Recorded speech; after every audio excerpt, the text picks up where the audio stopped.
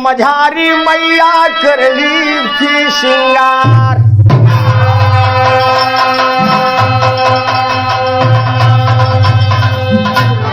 देखे बाबू, कमल नयन म्यूजिक से ये भी रहा छोटा से रामायण का गुटका मिली। अब बड़ा हमारी विचार बा आई प्रेम बा कि आप लोग बड़े प्रेम से सुनेंगे इस गीत को। एक दिन माता जानकी भगवान मर्यादा पुरुषोत्तम रामचंद्र का आरती उतार करके अपने भवन में बैठ करके बाबूजी मतारी श्रृंगार करते मन। कभी तेरी का भाव दरसाल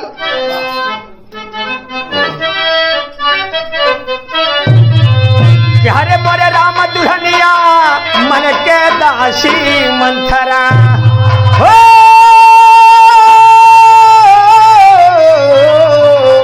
कि हरे दुल्हनिया मन के दासी मंथरा। अरे सोचे हनुमान जी छाई तब उदासी दुल्हनिया मन के दासी मंथरा।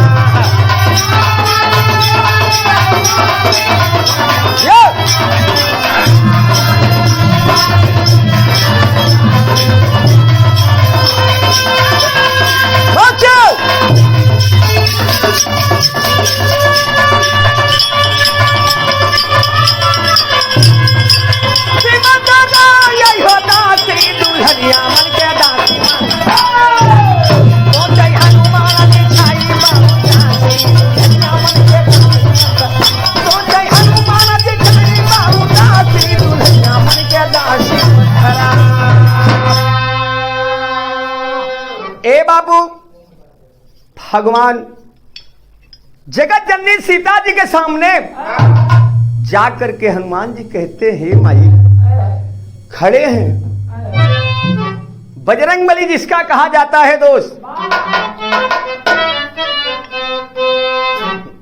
बाबूजी पूछ रहे हैं कि माँ एक बात है। चला मास्टर, नहीं नहीं, एक समय में महत जानकी, एक समय में माता जानकी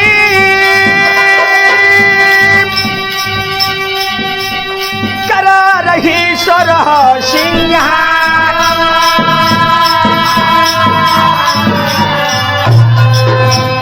ओठ में लाली कान में बाली मंगिया से धुर रही समार।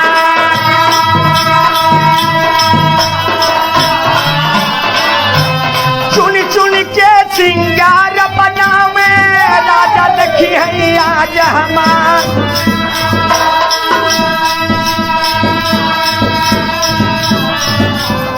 उसी समय पर बोले हनुमता, उसी समय पे बोले हनुमता मोहबा रंग माई हमार।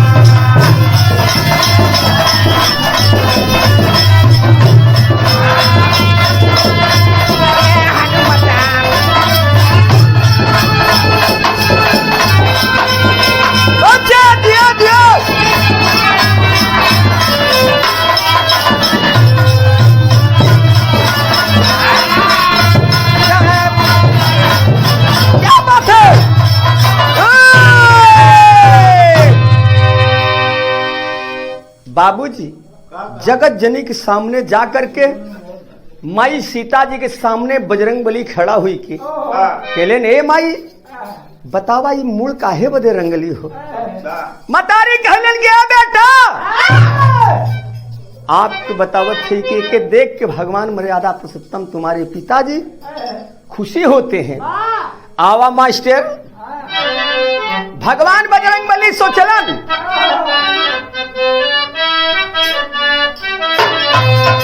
देखे हमारे मार साहब बजावत हुवन कि हरे गेहुआ के बाल लई ग सुगना, हरे गेहुआ के बाल लई ग सुगना बलमा पूरी बिना करने।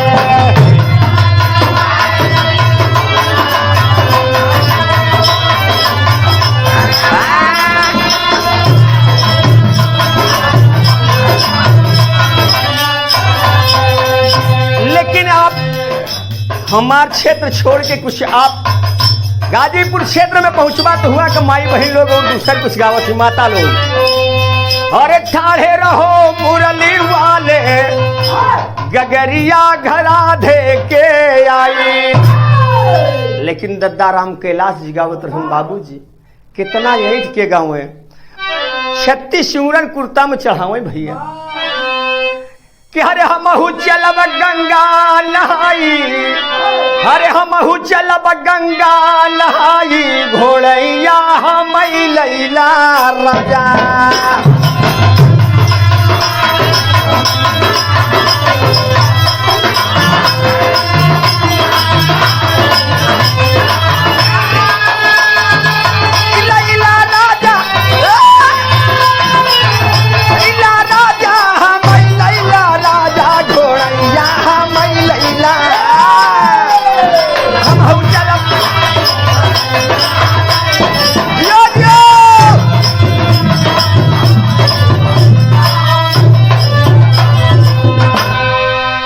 लेकिन इतनी बात बाबूजी मात जानकी जब बजरंग बली सुने कि आपके पिताजी खुशी होते हैं तो बजरंग बली सोचलन की बतावा जब हमार माई एक चुटकुल सिंदूर से बाबू के हमरे खुशी करत हम जब पूरी देह में लगा ले तो हमार बाबूजी देखेंगे तो बिल्कुल मगन हो जाए हैं।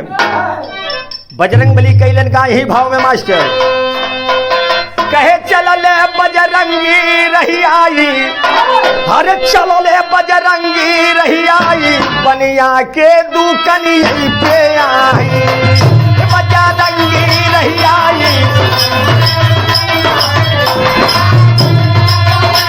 तैयार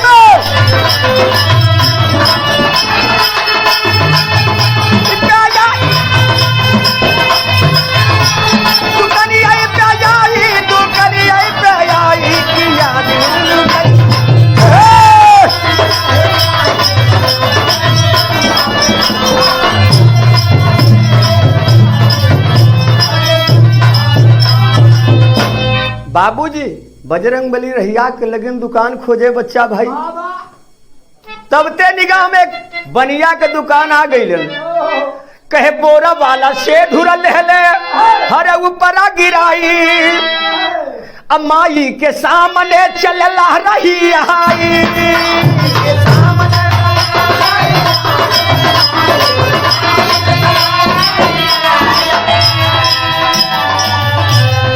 खुशी हो के आई भवनवा, खुशी हो के गई है पियाई, बजरंगी चले रही आई, खुशी हो के गई है पियाई।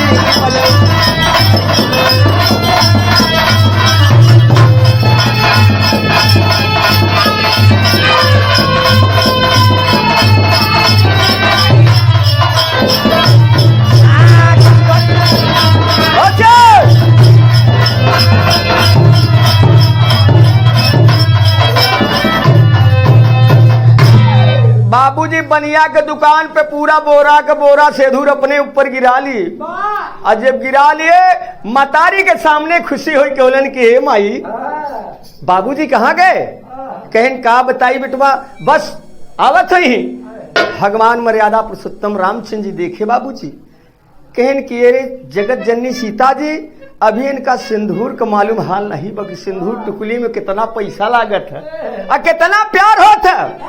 ए बाबूजी दादा रामधार कहूँ कहूँ गावत रहन गुड्डू भाई हाय हाय हाय अरे राम झकोरा मारा झूलनी, अरे राम झकोरा मारा झूलनी, सारी लहराई हो झकोरा मारा झूलनी।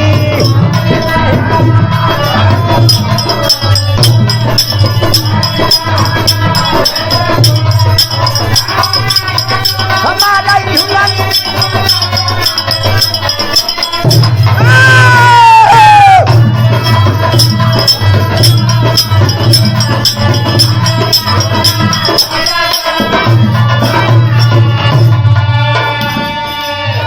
दादा रामधार जी अपने झूसी से कभू कभू गावत रहे लेकिन गाने के भाव में कहना है यही बात कहना अम्बा कि हरे देखई खोल नयनवा, अरे देखई खोल नयनवा, रंगा लाला आई हो खोले देखना या नहवा।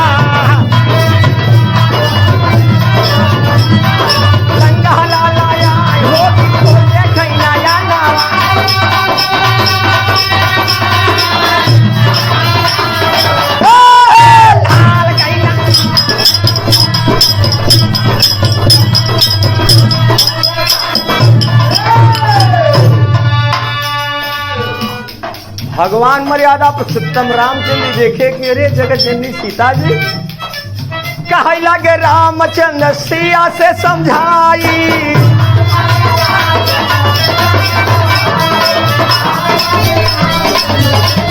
के न कर भी हवा दे तू जाला नहीं रचाई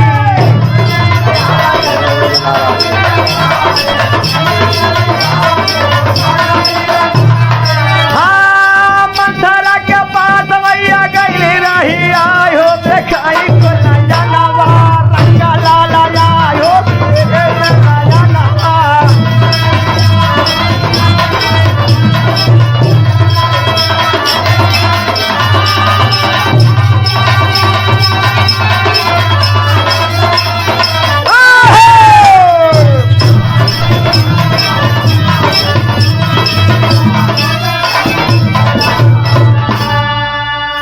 बाबूजी भगवान मर्यादा पुरुषोत्तम रामचंद्र जी जगत जननी सीता जी कहन जगत जननी सीता जी रही आकर के मंथरा के पास जाती हैं। मंथरा देखा था देखते मान सिर झुका के मंथरा जगत जननी सीता जी के आगे आवत है ला ला ला ला ला रे ला रे ला ला ला ला ला रावा हो ला ला ला ला ला रे ला रे ला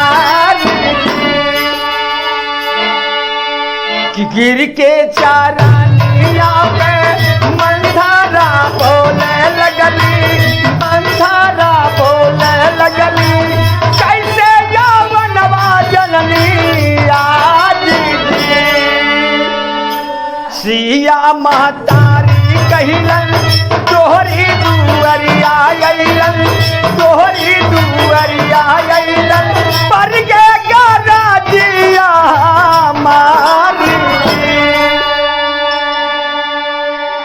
माता जानकी जी कहलन कि ए बिटिया हमारे ईसा गर्ज पर गई कि आपके दरवाजे पे उले है कहलन कि बोला माई इतनी बात सुनने पर जा करके माई की पानी लियोलस मंथरा धरलस कि माई जलपान केला ओहे बतावला कि हरे पपई मैं तोर फूल गेनवा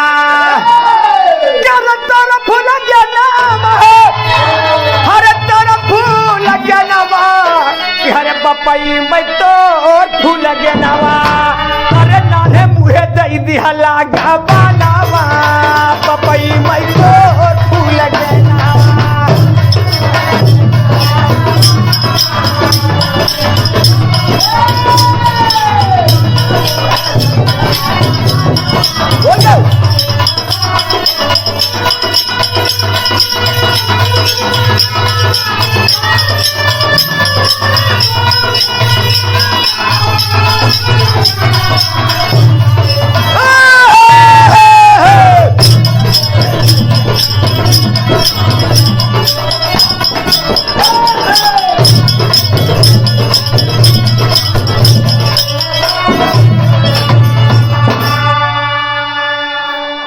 दादा रामधार के पुरानी चीज है मास्टर लेकिन गाना में कहना है कि हर मान ले तू पतिया हर मान ले तू पतिया कि बिटिया मोर मान ले तू पतिया शादी करा चल का आधी रातिया बिटिया तू मान ले तू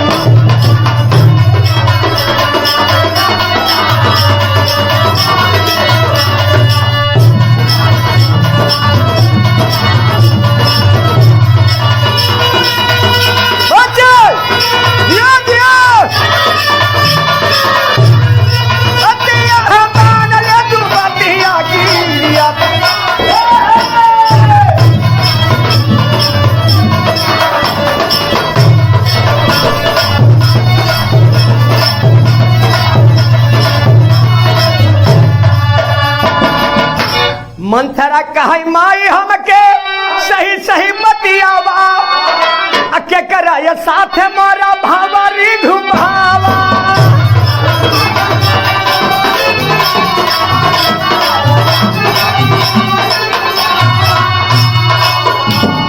कि बिटिया मोर माले तू बतिया बजरंग साथे हो है तोहरी शादिया बिटिया तू माने तू बतिया हो है तोहरी शादिया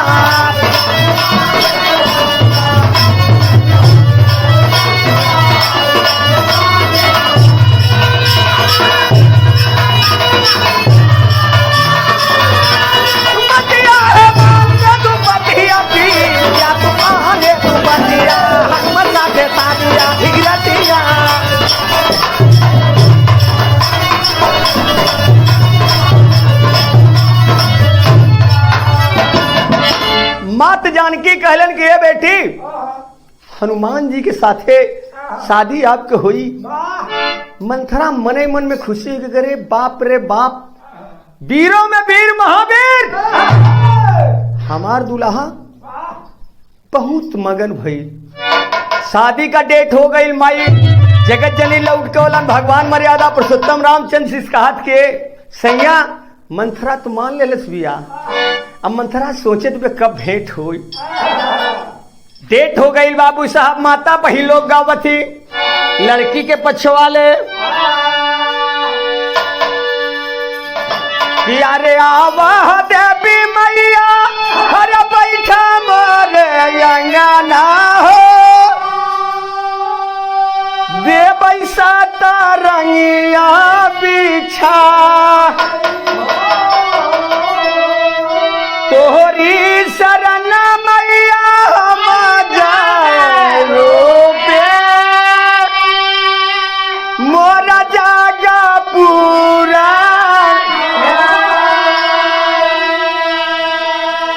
गैया के घिया ना के मिया का रहीबा हर धुआ नाया कसे मेरा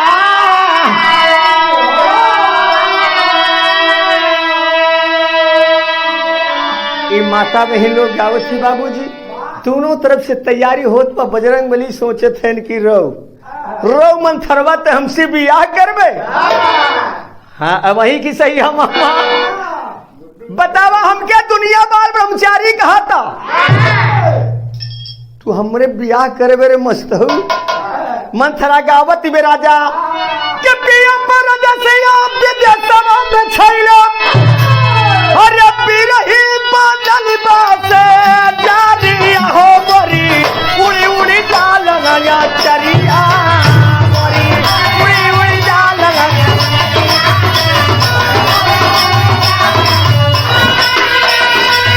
ओछे उड़ी उड़ी डाल गया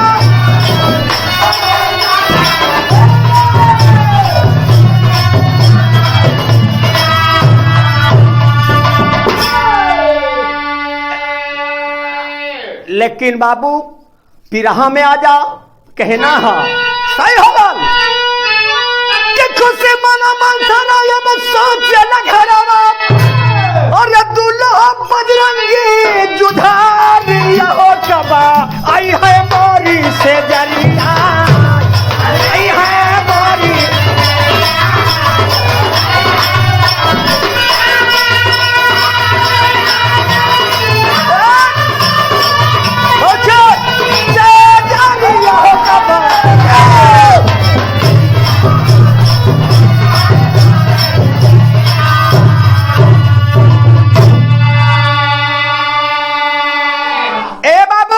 मंथरा मंगन हा किया वाह राजा सपन देखा था बेचारी गोड़ पे गोड़ बच्चा भाई चढ़ाए जात बा तब ते बजरंगी चलल रही आई मंथरा के द्वारा बाप जब पहुंचा जाई बाप जब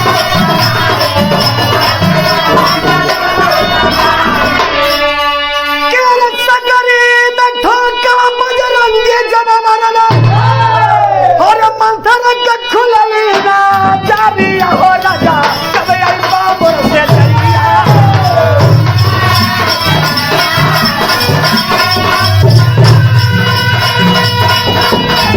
अब हम क्या बात है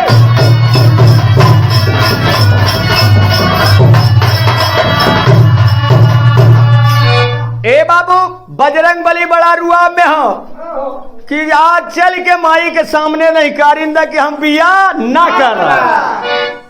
अरे बाप रे बाप, मंथरा बड़ा सपना सजाए बा कि हमार दुल्हा बजरंगी हुए हन, वीरों में वीर महावीर। लेकिन जब बजरंगी दरवाजा में मरलन, दरवाजा खुल गई मामा, कहे मंथरा आवा हमारे सजनवा, सजैया पे मजा ले तमान मर कहलावा।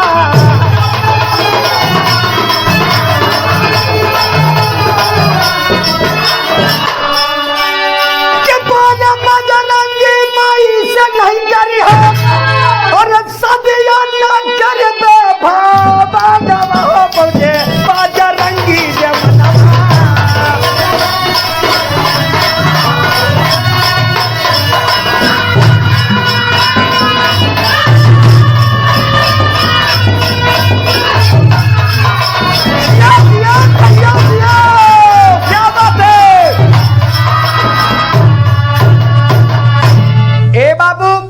बजरंग बली पहुंचते पकड़ लेलन कि हमसे बियाह करबू। खिसिया गलन, कलन की चल के माई और बाबू के सामने नहीं कार दे कि हम बियाह। हे बाबू इतनी बात कहलन, बजरंग बली 2-4 कोड़ा जमाई देन पिठिया वाला, पुछिया से जमा दलन। बतावल गई कभी न लिखा कि कुबर निखर आइल पीछे पीछे रहिया गई बेचारी के चला हम बियाह ना करो। नहीं कारे बड़े चलत वह कहना बा कि हरे राजा कैला बियाहवाना। बुल्लू चाचा बनारस के गावत रहलन कभी की, हरे राजा कैला बियाहवाना, राजा कैला बियाहवाना, बनी जनैया के मल्लावा, बनी जनैया के मल्लावा, राजा कैला बियाहवाना। यो सोचे वहीं सही आइया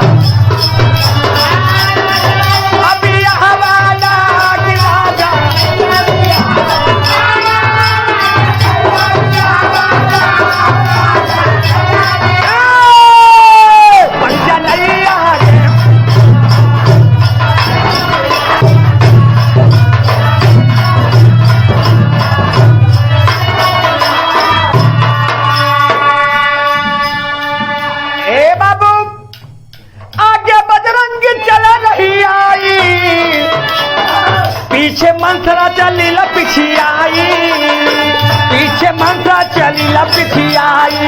हम न करब बियाहवाना, हम न करब बियाहवाना, चल के कहबई माई समनवा, हम न करब बियाहवाना। बोल के मामा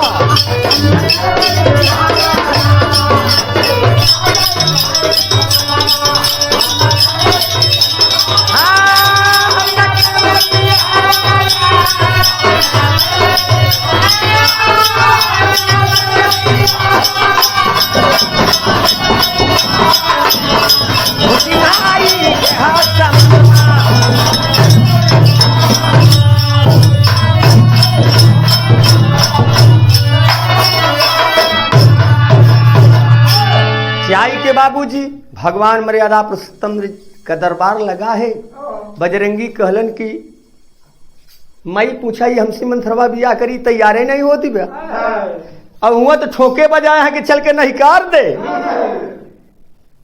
बजरंगी खड़ा है कि अब पीछे से मुंह का ताने है कि अब केरी अगर कहूं कि बियाह करो तुम्हारे कुबर टूट निखरी नहीं आई है। जाके मंथरा कहलस के माई हम बियाह हुआ न करूं। चला ऐसे न बात अगले जन्म में हमारे इनकर ही शादी हुई। अंतिम लाइन कहना मास्टर कि हरे दुनिया कहे हो राम, दुनिया कहे है भैया, दुनिया कहे, हरे दुनिया कहे है भैया, दुनिया कहे है भैया, दुनिया कहे हमके बाल ब्रह्मचारी दुनिया कहे।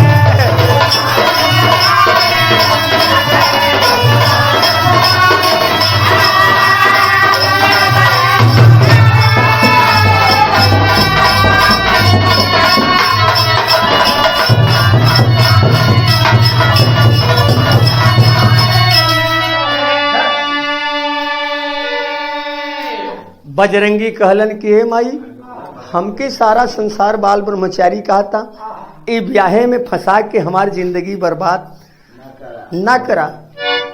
यही से गाना अंतिम ये लड़का बतावत कि उन्हें खानदान से पैदा हुई। शामी गीता नंद संत भय भुल्लुर तजे,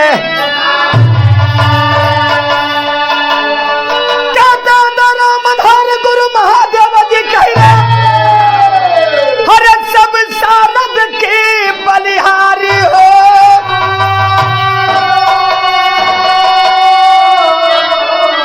क्या रे मोरे राम दुल्हनिया मल के दासी मंथरा, अरे यादा राम रस के दहीने महारनिया दुल्हनिया मल के दासी मंथरा।